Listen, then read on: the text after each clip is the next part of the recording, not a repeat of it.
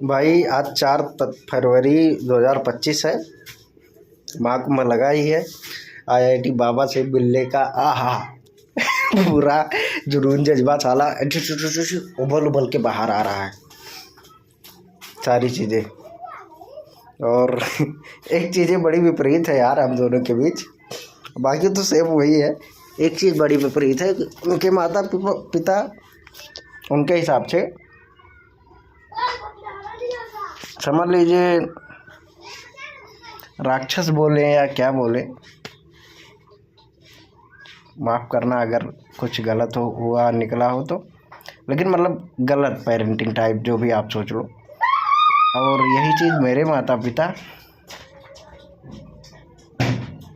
पूर्ण, मैं भगवान कह सकता हूँ उनको। रीजन स्टार्टिंग से पिताजी मेरे फाइनेंशियल इशू की वजह से मतलब मेरे दिमाग में था, वो नहीं मतलब बोले कि जाओ, लेकिन मेरे दिमाग में था, इसके लिए मैं तभी बोला खुद से थोड़ा बहुत समझ के या बोल के भी। तो 9th से शायद 9वीं क्लास से मैं बाहर निकलना स्टार्ट कर दिया। और वो बोले अभी एक चीज़ में घुसना नहीं ज़रूरी है, पहले दुनिया देखना और समझना ज़रूरी है। तुम्हारे पास समय है 2-3 साल का, मतलब 12वीं तक कम से कम मान के चल सकते हो। दुनिया देख लो, समझ लो, उसके बाद पैसे में लगना, क्योंकि एक ही चीज़ में लग जाओगे तो पैसे मान लो थोड़ा बहुत हो भी जाएंगे, लाइफ बैलेंस तो हो जाएगी, लेकिन समझ नहीं पाओगे दुनिया क्या है। दूसरी चीज़ मेरी माता जी पूर्ण देवी के अवतार हैं, ऐसा समझ सकते हो आप। कर्म योगिनी है, सारे कर्म पूर्णतः जितना उनको समझ में आता है, धार्मिक स्पिरिचुअलिटी मतलब पढ़ी लिखी सिग्नेचर तक नहीं, मतलब अंगूठा छापा इतना मान के चल सकते हो। तो मैं जब धार्मिक स्पिरिचुअलिटी ऐसा कह रहा हूँ तो मैं अपनी समझ से कह रहा हूँ ये शब्द। बाकी वो अपनी समझ से जो उनको समझ में आता है कि सही अच्छा भगवान के काम, वो अपने हिसाब से करती हैं। दूसरा, फैमिली को संभालना है बहुत अच्छे से, भगवान की पूजा पाठ एकादशी उपवास रखती हैं और भी कह दीजिए।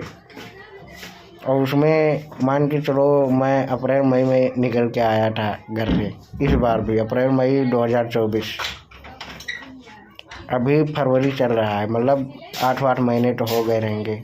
फरवरी मार्च अप्रैल मई मतलब 8-9 महीने हो गए। उसमें काम किया हूँ खाली 1 महीने, थोड़ा बहुत करता रहता था BIY में किया हूँ और इधर उधर, नहीं तो पूरा समय बर्बाद किया, बेकार किया। फिर भी पेरेंट्स, और 1 महीना खाली बीता, वो भी ढंग से नहीं बीता, अभी तक सैलरी नहीं आई है, कल या परसों शायद आएगी। अब कल परसों सैलरी आएगी, मैं इसी में बोला कि मेरा मन कुंभ में जाने का है और मिलने उलने का बाबा से। मैं बताया अभी मेन लक्ष्य मेरा बाबा से मिलने का है, नहाने का भी नहीं। घर पे जब बताया तो बोले जाओ मिल लो। और फाइनेंशियल इशू ऐसा है घर पे, मान के चलो 2 लाख का भी रिसेंटली कर्जा वर्जा हो गया है, एक मकान दे थे ऐसा करके उसमें, और तो 2 लाख का कर्जा सहित ऐसे इशू में, मतलब इशू काफ़ी चल रहे हैं घर के। और जब मैं ऐसा बोला इतने दिन ना करके हुई, फिर भी आज मुझे मना नहीं किए, सारा चीज़ समझे। मुझे अभी तक बोल रहे थे काम कर लो कुछ, और जब ये चीज़ बताया तो बोले मिल लो, हो सकता है वहीं से कुछ तुम्हें समझ में आ जाए क्योंकि दिमाग तो डिस्टर्ब तुम्हारा भी रहता है। तो यहाँ भी मना नहीं किए कि नहीं तुम काम ही करो, वहाँ मत जाओ, और जाके क्या ही मिल जाएगा, या उस बाबा से मिल के क्या हो जाएगा, वो तो बाद में भी मिल सकते हो, पैसा रहेगा तो। ये कुछ नहीं, समझ में आ रहा है तो ठीक है जाओ मिल लो। उनको भी कुंभ में आना है, तो वही सोच लो कि आने तक के पैसे नहीं है तो अभी रुके हुए हैं। अब सैलरी आएगी उसी में से 5-6 हज़ार जो भी रहेगा उनको दूंगा।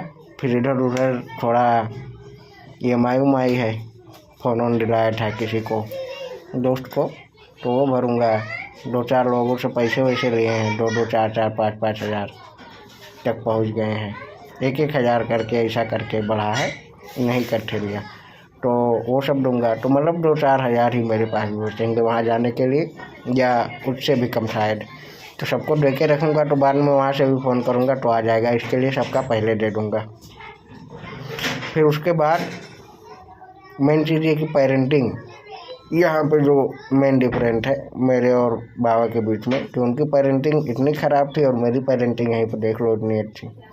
तो मैं भगवान कह सकता हूँ कि हाँ, साक्षात भगवान ही है। मैं भगवान वाला दर्जा दे सकता हूँ अपने पेरेंट्स को, अपने माता पिता को। तम्बाकू खाया हूँ, इसके लिए ऐसा आवाज़ है।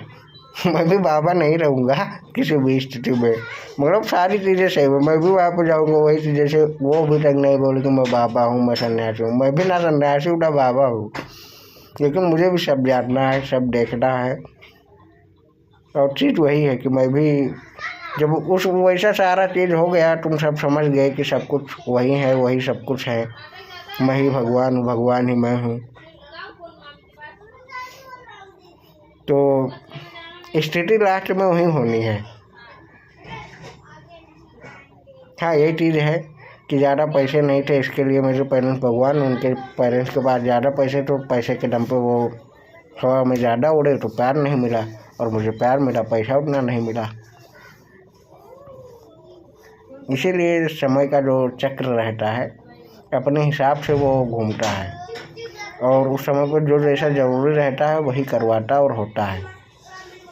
शायद मेरे माँ बाप के पास भी पैसे बहुत ज़्यादा होते, तो माता जी तो एकदम सात्विक और शुद्ध थी, तो उनको समझ में आता, और साथ में पैसे के साथ भी ये सारी चीज़ें वो करती रहती। लेकिन जो पिताजी थे वो पैसे के घमंड में आ जाते, और वो शायद समझ नहीं पाते वो सारी चीज़ें। क्योंकि अभी रिसेंटली 1-2 साल पहले तक कंट्रोवर्सी मेरे और मेरे पिताजी से बहुत होती थी इन सब बातों से या धार्मिक बातों पे। तो बोल रहे अरे पंडित का अब तुम मुझे बताओगे, ये चीज़ रहती थी। लेकिन अब समझने लगे हैं, और वो भी चीज़ समझ रहे हैं कि हाँ, बता सकते हो तुम भी मुझे।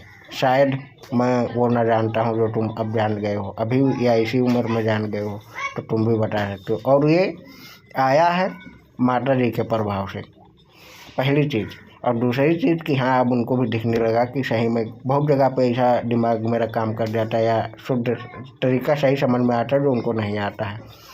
कई बार के रिजल्ट से अब ये सीन आ गया है कि उनको भी समझ आता है कि हाँ, सुन लेना चाहिए बच्चों को भी। ये बढ़िया चीज़ है। और अब 1-2 दिन में तो निकलने ही वाला ही समझ लो बाबा से मिलने के लिए। और अभी एक वीडियो देखा, 5-10-15 किलोमीटर पीछे घूम के एक सिंपल बंदा जो मैथ पढ़ाता है गया था बाबा से मिलने। फिर IIT के बाद की लाइफ, पहले की लाइफ के बारे में पूछा, तो बोले ये सब पर डिस्कस नहीं करना, और 2-4 बातें। तो सही में वो फुद्दू बातें पूछ रहा था, उनके लेवल की बातें ही रही थी। तो वो बोले ये सब मुझे डिस्कस नहीं करना, इन सब पर बात नहीं करता मैं। तो उन्हें तो समझ में आ गया कि मैं भी पीछा करके मिल सकता हूँ, और मिल लिया तो टाला, मज़ा आया ज़्यादा है। पहला लक्ष्य पूरा, उसके बाद फिर देखेंगे क्या होता है ज़िंदगी में। दिखाता रहूँगा, चलो मज़े करते हैं, असली चीज़ जो है उस तक पहुँचते हैं। टाला।